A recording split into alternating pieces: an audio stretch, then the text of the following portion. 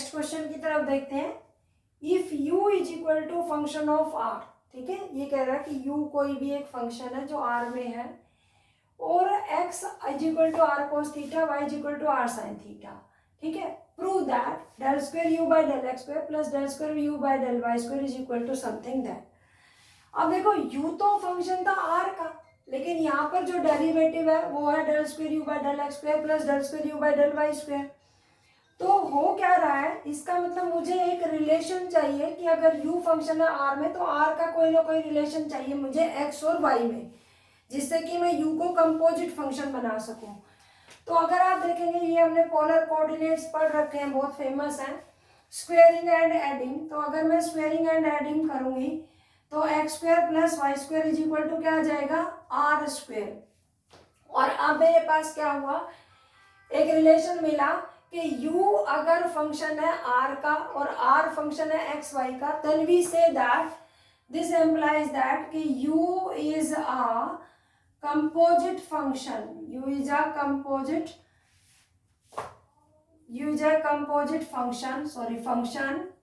Composite function of x and y, ठीक है। मतलब u डायरेक्ट एक्स वाई का फंक्शन ना होके एक कंपोजिट फंक्शन है x और y का। तो इन दैट सिनेरियो हम del you by del X, पहले del square you by del x square निकालना है, तो उसके लिए हम क्या निकालेंगे, पहले डेल बाई डेल एक्स,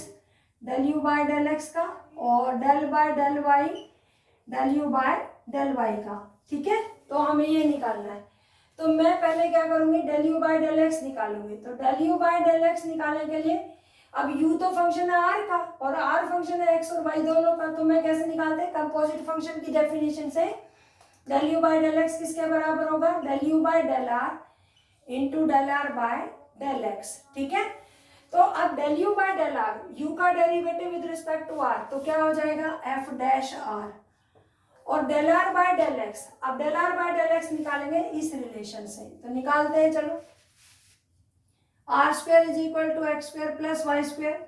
जब मैं इसे पार्शियली डिफरेंशिएट करूंगी विद रिस्पेक्ट टू एक्स, तो 2r del are by del x is equal to 2x, और y जीरो हो जाएगा क्योंकि y को कांस्टेंट की तरह ट्रीट करेंगे।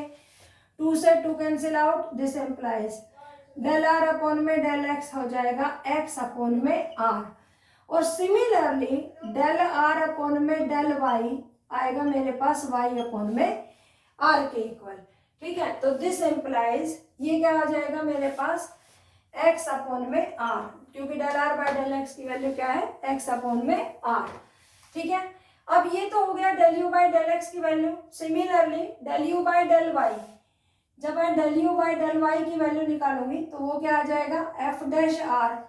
और जहां del are by del X आया है वहां पे del are by del Y आ जाएगा, तो ये क्या बन जाएगा y अपॉन में r, तो ये हो जाएगा y अपॉन में r एफ डैश r, ठीक है। तो ये तो हो गया del you by del x और del you by del y, ठीक है। अब मुझे क्या करना है, इनकी वैल्यू यहाँ पर पुट करनी है। तो मैं separately del square u del x square निकाल लेती हूँ पहले, बाद में हम ऐड कर देंगे। तो del square you by del x square कैसे निकलेगा, del by del x, del you by del x का, तो 1 upon del by del x, del you by del x की वैल्यू क्या थी, एक्स अपॉन में आर, तो मैं एक्स अपॉन में आर को जानबूझ के ऐसे लिख रही हूँ, x dot 1 by r into में एफ डैश आर, ठीक है, ताकि आप समझ पाए कि ये हमारे पास तीन वैल्यूज का प्रोडक्ट है, तीन वेरिएबल्स का। x एक वेरिएबल है, r एक्स वाई का फंक्शन है, तो ये भी एक वेरिएबल हुआ, एफ डैश आर का फंक्शन है, ठीक है। तो हम यहाँ पर कौन सी वो लगाएंगे, रूल आपने पढ़ा होगा ना, यू वी डब्ल्यू का डेरिवेटिव। तो पहले u v as it is, डब्ल्यू का डेरिवेटिव, तो देखो x as it is, 1 upon में r एज इट इज, और इसका डेरिवेटिव, अब इसका डेरिवेटिव कर रहे हैं विद रिस्पेक्ट टू x, लेकिन ये तो r का फंक्शन है, तो सेम वही ट्रीट किया जाएगा। ये जो फंक्शन है ये r का है और r किसका फंक्शन है, x का, तो सेम वही चीज अप्लाई होगी कि पहले इसका derivative with respect to r करेंगे। मतलब अगर आप चाहो तो मैं डीपली लिख देती हूँ, डेल बाय डेल आर किसका, एफ डैश आर का, बाद में मैं इसी में ही अरेंज करूंगी, इंटू में del are by del x, ठीक है, प्लस अब मैंने इसका डेरिवेटिव कर चुकी, अब मैं किसका डेरिवेटिव करूंगी, 1 अपॉन में r का, तो x और f डैश r को रखूंगी एज इट इज, अगेन वही से प्रॉपर्टी यूज करेंगे, हम with respect to x differentiate कर रहे हैं, लेकिन ये तो आर का फंक्शन है, तो पहले इसका derivative with respect to r करेंगे, डेल बाय डेल आर, किसका, 1 में आर का, और फिर आर का derivative with respect to x. I think clear हो गया होगा। थर्ड, अब हमारे पास इसका भी डेरिवेटिव हो गया है, पहले मैंने इसका किया, अब मैंने इसका किया, अभी दोनों एज इट इज रहेंगे, इसका डेरिवेटिव, तो 1 में आर और f dash r as it is रहेगा, और 1 का डेरिवेटिव वो क्या आ जाएगा, 1 आ जाएगा, ठीक है। This is equal to x upon में आर, यहाँ पर जब इसका derivative with respect to r होगा तो एफ डबल डैश आर होगा, और del are by del x, del are by del x की वैल्यू तब ऊपर से क्या थी, एक्स अपॉन में आर, और ये भी एक्स अपॉन में आर है, तो ये क्या हो जाएगा, इनका स्क्वायर हो जाएगा, प्लस एक्स, ये क्या है हमारे पास, f dash r, F dash r मैंने एज इट इज रख दिया, 1 में आर का डेरिवेटिव क्या आएगा, -1 में आर स्क्वायर, और फिर इस आर का derivative with respect to x. देखो ये क्या है, ये इसका खाली आर के साथ कर रहे हैं, तो खाली आर के साथ करेंगे तो यही आएगा ना, और del are by del x की वैल्यू क्या होती है, एक्स अपॉन में आर, तो वो ये आ जाएगी मेरे पास, प्लस 1 में आर एफ डैश आर, तो ये क्या आएगा मेरे पास, एक्स स्क्वायर अपॉन में r square f double dash are, और यहाँ से ये -1 में आर स्क्वायर जब इससे मल्टीप्लाई होगा तो -x² अपॉन में r cube f dash are, और यहाँ से +1 में R F dash r. I think clear हो गया होगा, ठीक है। सिमिलरली जब यहाँ पर जो वैल्यू है, देखो del you by del y, del you by del y भी तो सेम आया था, ये हमारे पास x अपॉन में आर एफ डैश आर था,